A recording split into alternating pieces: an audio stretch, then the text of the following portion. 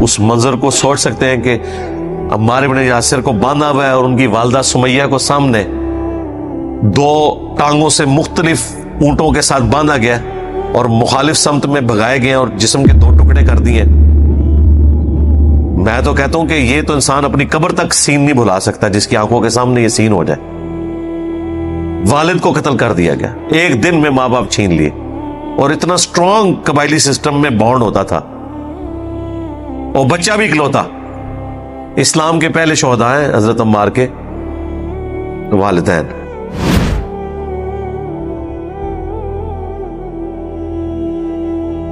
صحیح بخاری اور صحیح مسلم دونوں میں یہ حدیث موجود ہے, متفق علیہ, اور بخاری میں ذرا ڈیٹیل کے ساتھ ہے. انٹرنیشنل نمبر کے مطابق 2812. مسجد نبوی کی تعمیر کے دوران یا غزوہ خندق میں خندق کھودتے ہوئے, ان دونوں میں سے کوئی ایک موقع تھا. ابو سعید خدری رضی اللہ تعالیٰ عنہ کہتے ہیں کہ صحابہ کرام پتھر لا رہے تھے تعمیر کے لیے, یا پتھر اٹھا رہے تھے. باقی اصحاب ایک ایک پتھر اٹھاتے تھے, سیدنا عمار ابن یاسر دو دو پتھر. اتنا ان کا ایمان کا جذبہ. ظاہر ہے کہ جس کے جینز کے اندر ایمان ہو, جس کے ماں باپ اسلام کے پہلے شہداء ہوں, سیدنا یاسر اور سیدہ سمیہ رضی اللہ عنہما وعلیہم السلام, اسلام کے پہلے شہید, جنہوں نے ابو جہل کی تکلیف اٹھائی, تو ان کا بیٹا پھر یہی ہوگا نا. تو نبی علیہ السلام نے اپنے مبارک ہاتھوں سے جو ہے ان کے سر اور داڑھی سے مٹی جھاڑتے ہوئے کہا, وائے عمار, اے سمیہ کے بیٹے, افسوس, یعنی تو کتنی اسلام کے لیے خدمت کر رہا ہے, افسوس تجھے ایک باغی جماعت قتل کرے گی. تو انہیں اللہ اور جنت کی طرف بلائے گا, اور وہ جماعت تجھے دوزخ کی طرف بلا رہی ہوگی. اب یہ بڑے سخت الفاظ ہیں صحیح بخاری میں 2812 کہ سیدنا علی کے سپورٹر سیدنا عمار بن یاسر اور ان کی جماعت کو نبی علیہ السلام نے کہا جنت کی طرف اور اللہ کی طرف بلانے والی جماعت, اور ان کے مخالفین کو یعنی اہل صفین کو, حضرت معاویہ رضی اللہ تعالیٰ عنہ کی جماعت کو دوزخ کی طرف بلانے والی جماعت. اور پھر ساتھ کہا باغی, پولیٹیکل ٹرم میں بغاوت. یہ نہیں ہے کہ وہ اسلام سے باغی ہو گئے تھے, یعنی پولیٹیکلی خلیفہ برحق کے خلاف انہوں نے بغاوت کی, جس کی اطاعت واجب تھی. وَأُولِي الْأَمْرِ مِنْكُمْ کے تحت سورہ نساء کی آیت نمبر 59, اطیعوا اللہ واطیعوا الرسول وَأُولِي الْأَمْرِ مِنْكُمْ. تو یہ حدیث ہے جی, اور یہ حدیث جب پریکٹیکلی سامنے آئی جنگ صفین میں سیدنا عمار بن یاسر شہید ہوئے. حضرت معاویہ کے ایک فوجی تھے ابو الغادیہ, جو اصحاب شجرہ میں سے ہیں, اور صحیح مسلم میں حدیث ہے کہ اصحاب شجرہ جو ہیں نا, جنہوں نے بیعت کی ہے اس درخت کے نیچے صلح حدیبیہ کے موقع پر, جو سورہ فتح میں بھی ذکر ہوا ہے اس کا, تو مسلم کے الفاظ ہیں اصحاب شجرہ کو دوزخ کی آگ نہیں چھوئے گی. اب یہ ابو الغادیہ یہ بھی اصحاب شجرہ میں سے تھے. مسند امام احمد بن حنبل میں ایک پورا چیپٹر ہے جس میں ان کی حدیثیں ہیں جو انہوں نے نبی علیہ السلام سے بیان کی ہیں, اور وہ حدیثیں وہی ہیں کہ عمار کو باغی جماعت قتل کرے گی, اور عمار کا قاتل اور مال لوٹنے والا جہنم میں ہے. اور انہی حدیث میں ابو الغادیہ خود رویا کرتے تھے کہ مجھ سے عمار ابن یاسر کا قتل ہوا ہے, اور وہ تو بڑی دردناک حدیثیں ہیں. پھر ٹاپک دوسری طرف چلا جائے گا, وہ آپ ریسرچ پیپر میں پڑھ لیجئے گا, وہ میں اینڈ پہ بتا بھی دوں گا انشاءاللہ. تو ابو الغادیہ سے ہوا, اور اس پہ بعض لوگوں نے کوشش کی کہ جی ابو الغادیہ جو ہے وہ اتنا بڑا جرم کر کے بھی بخشے جائیں گے کیونکہ اصحاب شجرہ میں سے ہیں. تو شیخ ناصر الدین البانی, جن کو اہل حدیث تو اپنا محدث اور اس دور کا امام بخاری مانتے ہیں, باقی مکاتب فکر میں بھی اہل علم ان کی قدر کرتے ہیں, انہوں نے سلسلہ احادیث صحیحہ میں باقاعدہ بحث کی کہ یہ بہت مشکل تعویل ہے جو آپ کر رہے ہیں. اور انہوں نے کہا چونکہ نبی علیہ السلام نے اسپیسیفکلی فرما دیا ہے, تو جو عام دلیل ہوتی ہے وہ خاص دلیل عام دلیل کو ختم کر دیتی ہے, عام دلیل کبھی خاص دلیل کو ختم نہیں کرتی. اور یہ اہل حدیثوں کو بات پتہ ہے, جب ہم انہیں کہتے ہیں نا وَإِذَا قُرِئَ الْقُرْآنُ فَاسْتَمِعُوا لَهُ, تو وہ کہتے ہیں یہ تو جنرل ہے, ہم اس کو ختم کرتے ہیں لا صلاۃ لمن لم یقرأ بفاتحۃ الکتاب سے. وہ کہتے ہیں وہ خاص ہے کہ جو فاتحہ نہیں پڑھتا اس کی نماز نہیں ہوتی, لہٰذا یہ جو جنرل آیت ہے اس میں یہ ایک تخصیص آ جائے گی کہ فاتحہ آپ پڑھ سکتے ہیں امام کے پیچھے بھی، ایک علیحدہ سے ایک ٹاپک ہے. یہاں پہ وہ بھول جاتے ہیں کہ جب اسپیسیفکلی آ گیا کہ عمار کا قاتل اور مال لوٹنے والا جہنم میں ہے، المستدرک الحاکم میں حدیث ہے، مسند امام احمد میں، تو وہ عام والی بشارت اس سے گئی. لیکن یہ ہمیشہ کے لیے جہنم میں نہیں، الٹیمیٹلی ہر مسلمان کو جس نے ایک دفعہ بھی کلمہ پڑھا ہے وہ جنت میں جانے میں انشاءاللہ کامیاب ہو جائے گا. باقی یہ آخرت کے معاملے میں نے آپ کو ایک ٹیکنیکل بحثیں کی ہیں. اللہم اجرنا من النار، آمین ثم آمین. تو یہ حدیث اور اس کے بعد جب یہ سارا معاملات ہوئے تو پھر اہل سنت کے ہاں یہ چیز اسٹیبلش ہو گئی کہ حضرت علی رضی اللہ تعالیٰ عنہ کی ساری جنگیں حق پر مبنی تھیں اور مخالفین باغی تھے. البتہ اس میں اختلاف ہے کہ مخالفین کی جو بغاوت ہے وہ اجتہادی خطا کے طور پہ شمار کی جائے گی یا ہٹ درمی کے اوپر، اس میں اختلاف ہے.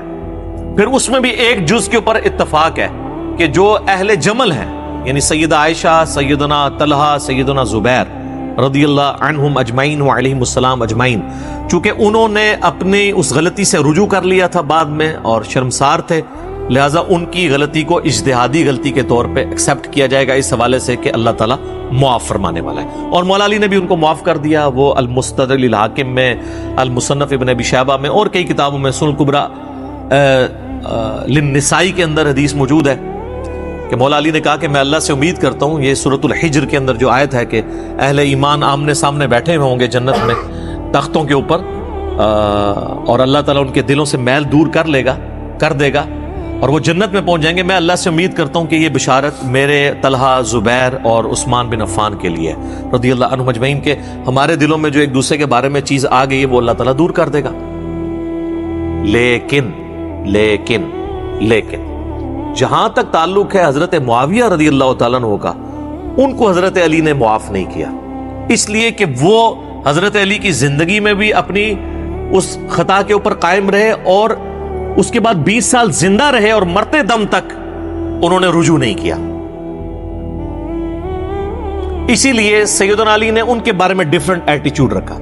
میرے استاد ڈاکٹر اسرار صاحب رحمہ اللہ تعالیٰ نے سورۃ الحجر کی انہی آیات کی تفسیر میں بیان القرآن میں یہ کہہ دیا تھا، حضرت معاویہ کا نام بھی انہوں نے داخل کر دیا تھا. وہ حدیث کے معاملے میں تو وہ خود ہی کہتے تھے میں امی ہوں، تو پھر میرا اس پہ جواب آیا تھا کہ حضرت معاویہ کا نام نہیں انہوں نے لیا، حضرت طلحہ، زبیر اور عثمان بن عفان کا نام لیا تھا، جن کے بارے میں صحیح بخاری میں آتا ہے کہ عمار کی زبان کو اللہ نے شیطان سے محفوظ کر دیا. یہ صحیح بخاری میں ہے. تو عمار سے پوچھ لیتے ہیں. عمار بن یاسر کا آپ حضرت علی کے ساتھ کمٹمنٹ کا لیول دیکھیں، 93 ایئرز ایج ہے. جنگ صفین لڑنے کے دوران اس وقت 93 کے تھے، وہ 37 ہجری میں شہید ہوئے. 93 سال بڑی عمر ہوتی ہے. تو عمار بن یاسر کا فہم سنن الکبریٰ البیہقی میں موجود ہے. جب ان سے پوچھا گیا اہل شام کے بارے میں، یعنی یہ جو حضرت معاویہ کی جماعت ہے امیر شام کی، تو انہوں نے کہا کہ یہ نہ کہو کہ اہل شام نے کفر کیا، اس سے کم از کم رافضیت کا رد ہو گیا جو حضرت معاویہ یا ان کی جماعت کو سمجھتے ہیں کہ وہ کافر ہیں، اور اس بغاوت کو وہ دین کی بغاوت اس حوالے سے سمجھتے ہیں کہ وہ سمجھتے ہیں شاید نعوذ باللہ انہوں نے اسلام اتار کے پھینک دیا تھا. نہیں، اسلام میں وہ تھے، مسلم تھے، پولیٹیکلی انہوں نے معاملوں کو مس ہینڈل کیا، وہ بھی غلط ہے. اس میں عمار بن یاسر کیا کہتے ہیں، یہ نہ کہو کہ اہل شام نے کفر کیا، بلکہ کہو انہوں نے فسق کیا اور ظلم کیا. فسق کہتے ہیں گناہ کبیرہ کو. تو عمار بن یاسر کہہ رہے ہیں کہ اہل شام جو ہیں، اہل صفین، یہ فاسق بھی ہیں اور ظالم بھی ہیں، یعنی بڑے مجرمین ہیں، کافر نہیں ہیں. بس یہی میرا عقیدہ ہے جو عمار بن یاسر کا عقیدہ ہے. ہم اس سے آگے نہیں جاتے. تو آپ بھی مہربانی کریں ادھر تک پہنچ جائیں. لہذا اہل صفین کو فاسق، ظالم، مجرم، باغی، دوزخ کی طرف بلانے والے، یہ سارے کے سارے الفاظ بالکل جسٹیفائی ہو گئے. عمار بن یاسر کا فہم بھی، سلف کا فہم بھی آ گیا. اب کوئی عمار بن یاسر کے فہم کو چھوڑ کے کوئی ریالوں والے مولوی کے فہم کو اپنا فہم مان رہا ہے تو اس کی اپنی قسمت ہے. اور یہ ریال آج کا ایشو نہیں ہے. بنو امیہ اور بنو عباس کے دور میں بھی علماء ظاہر ہے جی کوڑوں سے اور پھانسیوں سے ڈرتے تھے، سیدھی سی بات ہے. تو یہ دوسرا ریفرنس. عمار ابن یاسر کی نگاہوں کے سامنے ایک دن میں ان کی والدہ بھی اور ان کے والد کو بے دردی سے قتل کیا گیا. اور ابو جہل کہ اسی طریقے سے ٹکڑے کیے جاتے حضرت عمار ابن یاسر کے سامنے، تب بھی ان کا غصہ ٹھنڈا ہو سکتا تھا. تو دنیا میں تو نہیں ہوا. وہ الگ بات کہ وہ غزوہ بدر میں مارا گیا، لیکن عمار ابن یاسر کو تو بدلہ نہیں ملا اس دنیا میں، لیکن آخرت میں ملے گا. آپ اس منظر کو سوچ سکتے ہیں کہ عمار ابن یاسر کو باندھا ہوا ہے اور ان کی والدہ سمیہ کو سامنے دو ٹانگوں سے مختلف اونٹوں کے ساتھ باندھا گیا اور مخالف سمت میں بھگائے گئے اور جسم کے دو ٹکڑے کر دیے. میں تو کہتا ہوں کہ یہ تو انسان اپنی قبر تک سین نہیں بھلا سکتا جس کی آنکھوں کے سامنے یہ سین ہو جائے. والد کو قتل کر دیا گیا، ایک دن میں ماں باپ چھین لیے، اور اتنا سٹرونگ قبائلی سسٹم میں بانڈ ہوتا تھا، اور بچہ بھی اکلوتا. اسلام کے پہلے شہداء ہیں حضرت عمار کے والدین حضرت یاسر اور سیدہ سمیہ رضی اللہ عنہما وعلیہم السلام. لیکن آخرت میں بدلہ ملے گا. دیکھیں نا جی، حضرت عمار ابن یاسر رضی اللہ تعالیٰ عنہ وعلیہ السلام، میں نہیں سمجھتا کہ جس شخص کی زندگی میں ایسے لمحات آئے ہوں وہ پوری زندگی اس غم کو کبھی بھلا بھی سکتا ہے. 93 ایئرز کی ایج میں شہید ہوئے ہیں عمار ابن یاسر جنگ صفین میں مولا علی کی طرف سے لڑتے ہوئے. 93 سال تک ان کا زخم ہرا ہی رہا ہے. ایک دن میں ماں اور باپ سیدہ سمیہ اور سیدنا یاسر رضی اللہ عنہما وعلیہم السلام کتنی بے دردی سے، یہ چیز تو امیجن کرنے سے انسان کے روکٹے آج 1400 سال بعد بھی کھڑے ہو جاتے ہیں. اہمی تو نبی علیہ السلام نے نہیں فرمایا تھا کہ عمار سر کے بالوں سے لے کے پاؤں کے ناخنوں تک ایمان سے پر ہے؟ کون اتنی قربانی دے سکتا ہے سر؟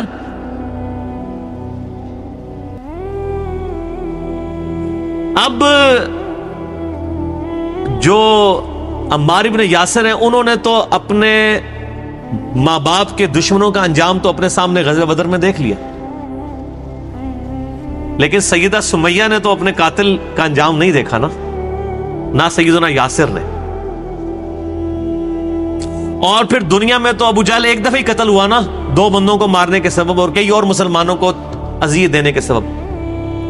دنیا کی عدالت تو ایک بار ہی قتل کی سزا دے سکتی ہے نا، لیکن اللہ تعالیٰ ایک ایک مسلمان کے بدلے میں ابو جہل کو روزانہ ہزاروں زندگیاں دے کے ہزاروں موتیں دے سکتا ہے. اور ان کے ایمان کی، ان کی جو دل کی ٹھنڈک جنت میں پہنچ کے بھی اسی وقت ہوگی جب وہ اپنے مخالفین کا عذاب دیکھیں گے. ہم آج یعنی بیٹھ کے سوچتے ہیں کہ یا اللہ ہمیں جنت میں جانے کی جتنی خوشی ہے شاید اتنی یا شاید اس سے بھی زیادہ خوشی نبی علیہ السلام کے دشمنوں کو عذاب ملنے پہ ہوگی. اور آج نبی علیہ السلام کے دو دشمن اسلام کے لبادے میں ان کی بھولی بالی امت کو جو ہے وہ کفر اور شرک کے راستے کے اوپر چلا رہے ہیں. ان کو جب عذاب ملے گا نا، ہمیں تو اصل میں جنت میں جانے سے زیادہ خوشی تو ان لوگوں کے عذاب کے اوپر ہوگی.